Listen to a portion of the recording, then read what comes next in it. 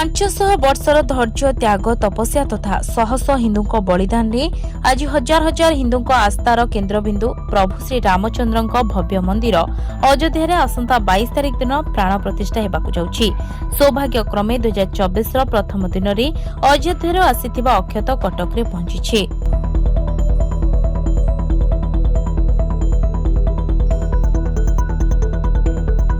आसंता 22 जनवरी निज निज घरे समस्त दीप प्रज्वलन करने को अनुरोध कराଯାଇଛି। ଏହି ଅକ୍ଷତ କଳସ ଶୋଭାଯାତ୍ରାରେ ସମସ୍ତ ଭକ୍ତ ଯୋଗଦାନ କରି ସଂକୀର୍ତ୍ତନ କରି ସବୁ ସାହି ବୁଲିଥିଲେ। ଜାନୁଆରୀ 22ରେ ସାରା ବିଶ୍ୱ ପାଳିବ ଅଯୋଧ୍ୟାରେ ପ୍ରଭୁ ରାମଲାଲାଙ୍କ ପ୍ରାଣ ପ୍ରତିଷ୍ଠା ଉତ୍ସବ। କଟକରୁ ଅରୁପ ସାମଲଙ୍କ ରିପୋର୍ଟ, ଦିନଲିପି ଲାଇଭ୍। आशा करूछु भिडियोटी आपको भल लगी अपडेट खबर जानापी दिनलिपि लाइव सहित जोड़ी रुहतु। आम चैनल को लाइक शेयर सब्सक्राइब करूँ और बेल आइकन को क्लिक करूँ। धन्यवाद।